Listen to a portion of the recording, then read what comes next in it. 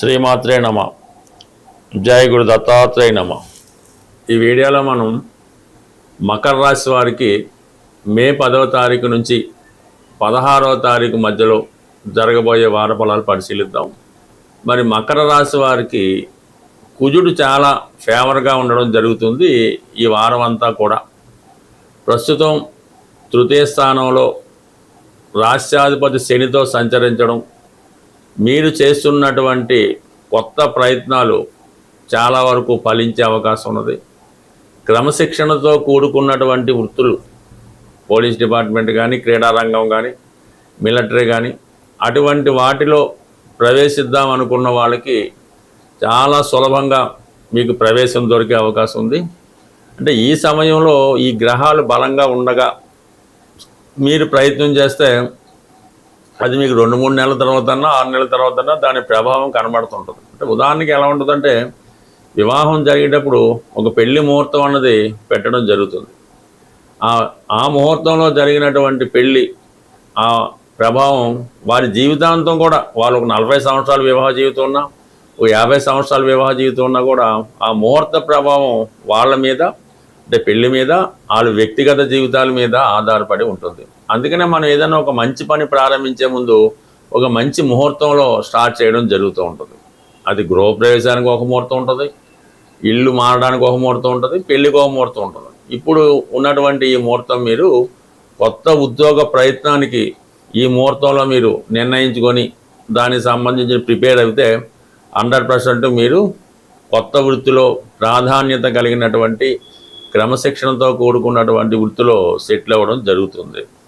ఇక ప్రధానంగా మనకి 12వ తారీఖు తర్వాత అటు ఇటుగా మరి మేషరాశిలో కుజగ్రహం ప్రవేశించడం, వీళ్ళకి మకర రాశి వారికి ప్రత్యేకంగా రుచిక మహాపురుష యోగం అనే పంచమహాపురుష యోగం ఏర్పడడం జరుగుతుంది. దీనివల్ల ఏంటంటే మీలో ఉన్నటువంటి కాన్ఫిడెన్స్ లెవెల్స్, ధైర్యం చాలా విపరీతంగా పెరుగుతూ ఉంటుంది. ఎక్కువగా భూములు సంబంధించి, స్థిరాస్తికి సంబంధించిన వ్యవహారాల్లో ఉన్నటువంటి సమస్యల్ని పరిష్కరించుకుంటారు. ఇది స్థిరాస్తి వ్యాపారం చేస్తున్న వాళ్ళకి అనుకూలంగా ఉంటుంది.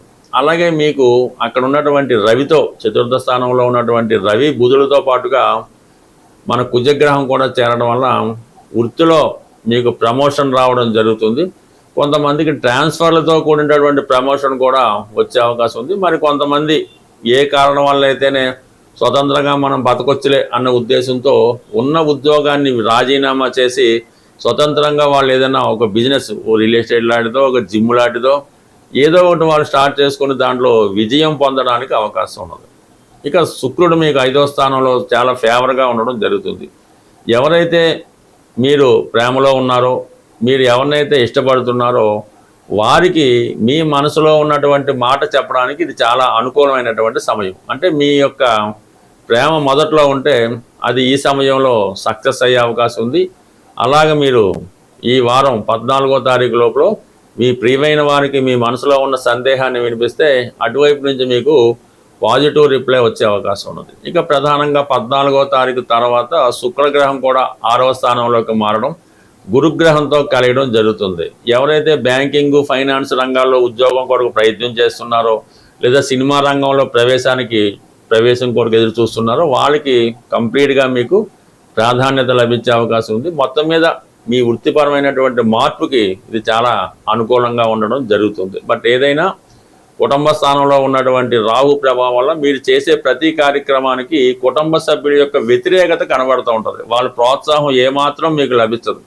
అందుకని ముందు మీరు ఏదైనా చేద్దాం అనుకున్నప్పుడు కుటుంబ సభ్యుల యొక్క పర్మిషన్ తీసుకొని ముందుకెళ్తే అది సక్సెస్ అవ్వడం జరుగుతుంటుంది.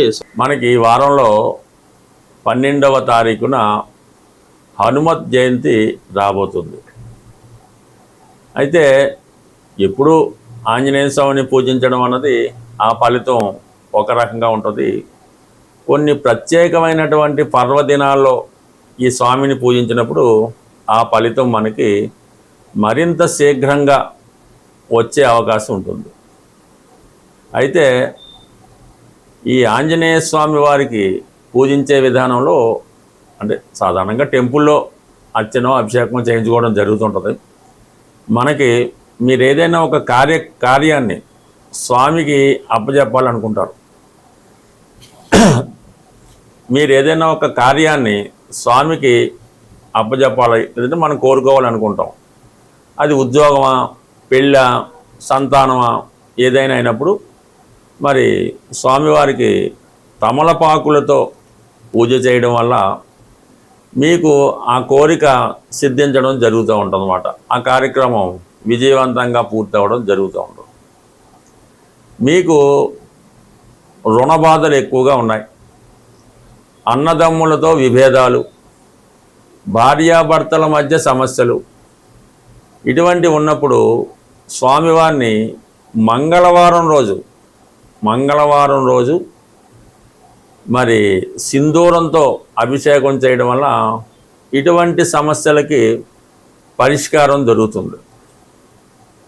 మనం కేవలం ఉద్యోగం కొరకు ప్రయత్నం చేస్తున్నాం, ఎటువంటిగా ఉద్యోగం రావటం లేదనుకున్నప్పుడు మీరు ఉద్యోగం వచ్చేదాకా కూడా ప్రతి శనివారం రోజు ఆంజనేయ స్వామి వారి ఆలయంలో దర్శించుకోవడం, అంటే శనివారం అది దర్శించుకొని మీకు వీలున్నప్పుడు వడమాల స్వామికి సమర్పించవలసి ఉంటుంది.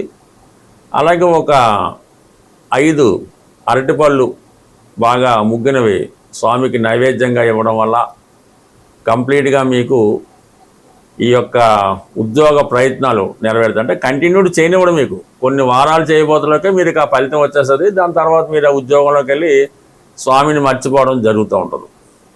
అలాగే ధనం సరిపోవడం లేదు, ఖర్చులు ఎక్కువైనాయి, ఆదాయం తక్కువైంది అన్నప్పుడు స్వామివారికి మరి గురువారం రోజు శనగలు, ఈ కొమ్ము శనగలు నానబెట్టి, ఉడకబెట్టకుండా నానబెట్టిన కొమ్ము శనగలు మరి స్వామికి నైవేద్యంగా పెట్టడం వల్ల, అక్కడ ఉన్నటువంటి భక్తులకు పంచిపెట్టడం వల్ల ఆర్థిక పరంగా మీకు ఉన్నటువంటి అన్ని సమస్యలకి పరిష్కారం దొరికే అవకాశం ఉంది.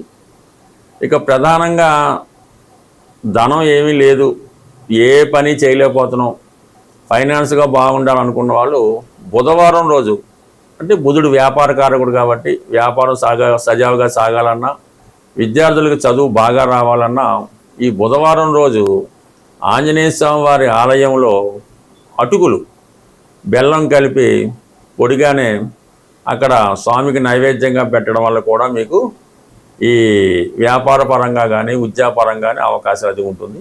ఈ విధంగా మరి ఏ సమస్యకైనా స్వామి పరిష్కారం చూపగలరు.